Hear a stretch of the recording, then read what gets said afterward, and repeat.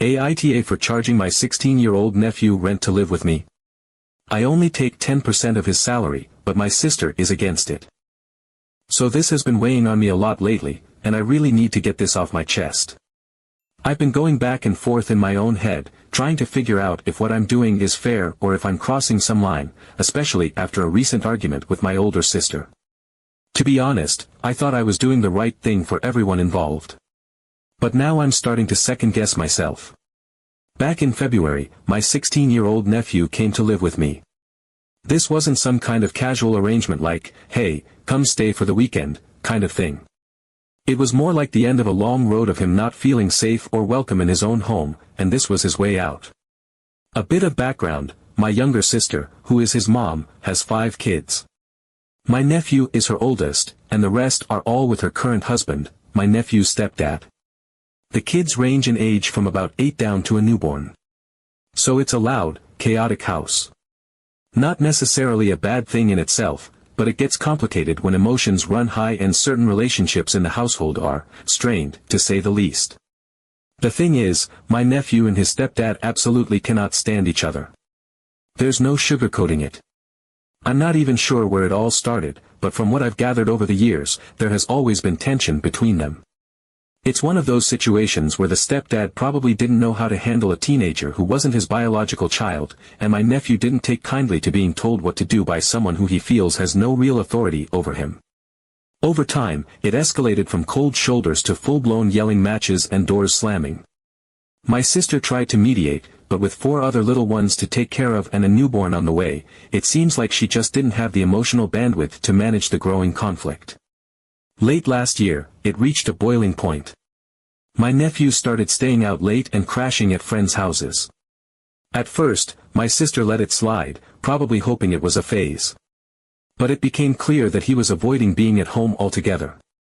He started couch surfing, rotating between friends' places and even sleeping in his car once or twice. He works part-time, about 20 hours a week at a fast food place, so he had a bit of money coming in but not enough for a place of his own or anything even remotely stable. Meanwhile, I live alone. My roommate moved out at the end of last year, and while I can afford rent on my own now, it's tight. I didn't plan on replacing my roommate. I actually liked the idea of having the place to myself for a while.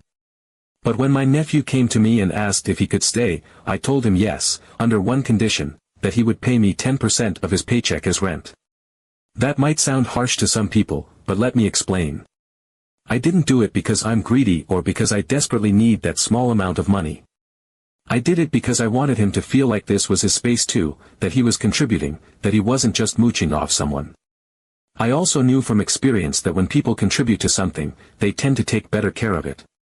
I wanted him to start learning some real-life skills, too: how to budget, how to handle money, how to be responsible. And yeah, I won't lie, my grocery bill has doubled since he moved in. My electric bill is higher. I'm driving him to and from work half the time because his car finally gave out. I'm not rich. I make it work, but it's not easy. My sister, his mom, is totally fine with the arrangement. She was relieved he had a safe place to go, somewhere nearby so they could still see each other regularly. She knows he's contributing a little, and she agrees it's good for him. She's just grateful he's not sleeping on someone's couch or in a car anymore. But my older sister, our eldest sibling, recently found out I've been charging him rent and she absolutely blew up at me. She said, and I quote, "He's 16. You don't charge a child rent. What kind of person are you?" She thinks I'm completely out of line and that I'm taking advantage of him. She says if I can afford my bills without his help, then there's no reason to ask him for a dime. According to her, I should be encouraging him to save every penny or spend it on things he wants or needs. She even told me that I'm acting like a landlord instead of a family member. That part stung. Because I don't feel like a landlord. I cook him dinner. I do his laundry sometimes when I'm already doing mine. I make sure he's okay emotionally, help him with whatever paperwork he's dealing with from school and work, and drive him around town when he needs it. I've gone out of my way to make sure this kid feels like he has a home here. And yeah, I charge him 10% of what he makes each week, which works out to maybe 20 or 30 bucks. What really made me stop and think, though, was when she said that he's not choosing to live with me, he's choosing to live somewhere he feels safe. And when she said that, I couldn't argue. She's right. He would rather be living with his mom. They're incredibly close. But he just cannot live under the same roof as his stepdad anymore. It's too toxic. It's not like he had 10 options and picked the one with rent. I'm the only relative in town. Everyone else is at least a couple hours away. His friends were a stopgap, not a solution. So yeah, in a way, he didn't really have a choice. Now I keep thinking, am I wrong for charging him rent for something he should arguably have a right to? A safe place to live? A roof over his head where he's not being berated or walking on eggshells? He's still a kid. He didn't ask to be put in this situation. Am I making him feel like he has to earn his place here? But then I think about what he told me the other night. He said he likes paying the little bit of rent. That it makes him feel like he's not just some charity case, like he's got some control over his life. He doesn't want to be a burden, and this way, he feels like he's pulling his weight. So I'm stuck. On one hand, I want to keep teaching him responsibility and independence. On the other, I don't want to be the person who made a hurting kid pay to feel safe. Am I the asshole? Update 1. So, things didn't settle down after my first post. If anything, everything escalated in a way I hadn't anticipated, and I'm honestly still reeling from the aftermath. After the blow-up with my older sister, Lisa, the one who tore into me for asking my 16-year-old nephew, Tyler, to pay me a symbolic 10% of his paycheck as rent, she doubled down. At first, I thought she just needed to vent. I figured she'd cool off after a day or two and maybe even come around, especially once she saw how well Tyler was doing here. He's been more grounded, more relaxed. His grades have started to recover after months of barely scraping by. He shows up to work on time. He keeps his room clean. He even started cooking dinner once a week, entirely unprompted. There's been a rhythm to our days, a kind of quiet that feels like healing. But no, Lisa didn't cool off. She turned it into a mission. She called me again, this time sounding completely resolved. She told me, this isn't negotiable. He's a child, and if you won't treat him like one, I will. And then came the kicker, she offered to take him in herself. Let me paint the full picture here. Lisa lives a few states away, in a very different environment. She's got a big house, no kids, a remote job, and a fair amount of disposable income. She's always been the fixer of the family, the one who thinks she can solve everyone's problems if they just listen to her. I'll admit, she has helped people out over the years. She has the resources, and she's always been generous. But she also tends to swoop in with this air of superiority, like she's here to rescue you from your own poor decisions. She told me that not only would she house Tyler rent-free, she'd pay him weekly for chores or, just for existing, whatever he needed. Her words, not mine. She was so proud of herself, like she'd unlocked the magic solution to all of our problems. And to be fair, it probably sounded great on paper. A fresh start. No more stepdad tension. No part-time job stress. A plush guest room and a stocked fridge. But I told her, as gently as I could, that Tyler likely wouldn't want to move that far from home. He's still close to his mom. He wants to see his little siblings regularly. He doesn't want to leave his school or his job. As fractured as things have been, his roots are here. Uprooting his entire life just didn't seem like the right answer. Lisa didn't take that well. She brushed off everything I said, insisting that distance didn't matter, that she could give him a real chance to reset and thrive. Then, without telling me, she went directly to Tyler. I found out a few days later, not because she told me, but because Tyler did. He came home from work, kicked off his shoes, and casually said, "Aunt Lisa called me. She said I could move in with her and she'd give me money every week." He didn't seem upset. If anything, he seemed amused. I asked him what he said, trying to keep my voice neutral. And he told me, very calmly, that he appreciated the offer, but he didn't want to go. He said he felt settled here. That his life was finally starting to feel manageable. That he liked his school, liked being close to his mom and his younger siblings. He even mentioned that he liked the little routine we had going, me working from home most days, him working nights, occasionally crossing paths in the kitchen to cook dinner together, chatting while we folded laundry. He said it felt normal. Safe. I should have felt relief. In some ways, I did. It was validating to hear that he felt good here. But I also knew that Lisa wasn't going to take his answer at face value. And I was right. She called me the next day, furious. She said she knew I had gotten to him first, that there was no way he'd turn down her offer on his own. She accused me of guilt-tripping him, of putting pressure on him to stay here and keep things easier for me. She told me I was being selfish, that I wanted to look like the hero, that I was clinging to this idea of being the responsible aunt when really I was just afraid to admit I couldn't do it alone. She painted this version of reality where I was a manipulative martyr who wanted a pat on the back for giving a kid a place to stay while quietly wringing him dry for rent money. It wasn't just condescending, it was insulting. Because I know what this has cost me. I didn't just give Tyler a room. I gave him time, energy, patience, a full fridge, Wi-Fi, hot showers, and so much more. I've spent my evenings going over homework with him, trying to teach him how to cook more than ramen, helping him open a bank account and track his paychecks. I've listened to him talk about his anger, his guilt, his confusion over feeling unwanted in his own home. I've held back my own frustration, my own stress, so he wouldn't feel like a burden. I've done it all quietly, without any fanfare, because he needed someone to just be there. But Lisa doesn't see any of that. She only sees a situation she doesn't control, and it drives her crazy. She texted me later that night, saying I was acting like a landlord and not a guardian.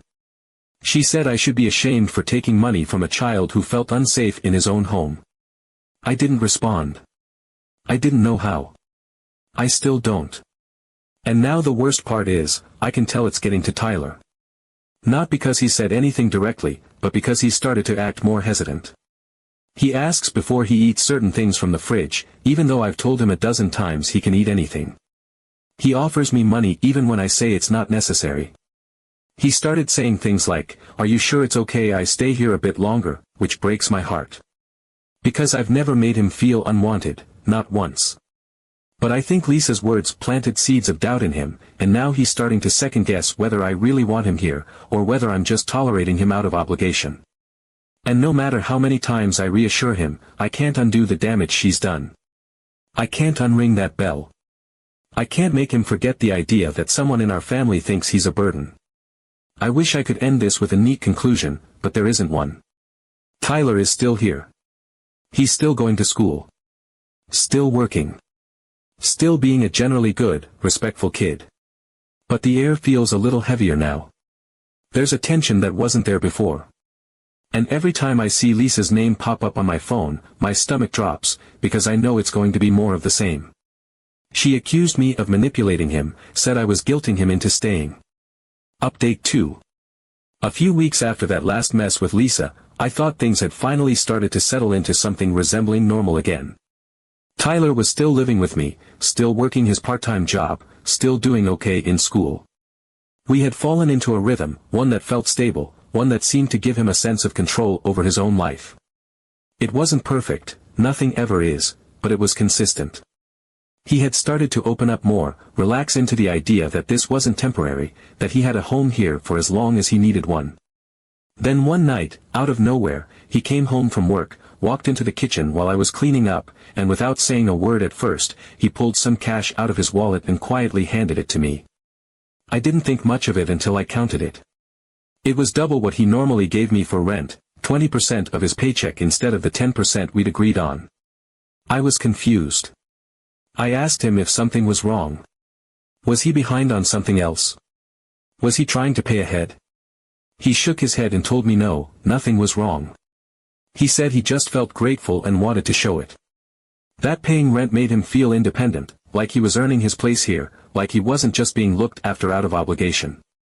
He said this was his way of saying thank you, not because he had to, but because he wanted to. I won't lie, I got emotional. Not in some huge dramatic way, but it hit me hard. I had never asked for more. I wasn't trying to squeeze money out of a teenager. I had set the original 10% as a symbolic gesture, something to help him feel like he was contributing, not indebted. The fact that he wanted to give more, just out of gratitude, out of a desire to pull his own weight. It said so much about how far he'd come. I told him he didn't need to do that, that I was proud of him already, that I didn't need the extra money to know he appreciated what we had here.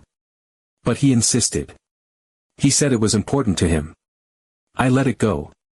It didn't feel right to keep refusing when it clearly mattered to him. And it wasn't about the money. It was about him reclaiming some power in a life that had made him feel powerless for too long. And then, of course, Lisa found out. I still don't even know how. I suspect Tyler mentioned it offhand during one of their phone calls, thinking it wouldn't be a big deal. But with Lisa, nothing is ever small. She called me the next day, absolutely livid. I didn't even get a greeting. She launched straight into it, accusing me of emotional extortion, her voice rising with every sentence. She told me I was manipulating him, making him feel like he had to buy love and safety. She said it was disgusting, that no child should feel the need to pay to be loved. Then she dropped the bomb. She said if he ever gave me another dime, she'd get in her car, drive the hours it would take, and take him herself, whether he liked it or not. That part shook me. Because even though I knew she was being dramatic, I also knew she had the resources to do it. She wasn't bluffing. And while Tyler had already turned her down once, I didn't want him dragged into another war between adults trying to dictate where and how he should live. I didn't want to be part of another tug-of-war that left him feeling like a possession instead of a person. I told her to calm down, to stop assuming she knew what was best just because she had money and a bigger house and no kids of her own. I told her Tyler wasn't being manipulated. That he's smart, and thoughtful, and more mature than she was giving him credit for. That he made his own decision, with a clear head, and that he wanted to contribute, not because he was being guilted into it, but because he finally had some pride in where he was and what he was doing. None of it mattered. She had already made up her mind. I was the villain, plain and simple. Later that night, I sat down with Tyler and told him what had happened. I didn't hide it. He had a right to know what was being said about him, and about me. He listened quietly, nodded a little, and then, with the driest expression, said, "She doesn't get it." And that was that. He didn't seem angry, just exhausted. Like he was watching two sides of his family tear each other apart over something that should have been simple, where a 16-year-old kid should be allowed to feel safe. But the whole thing stirred up more than either of us expected. After that, he started withdrawing again. Not in any obvious way. He still did his chores.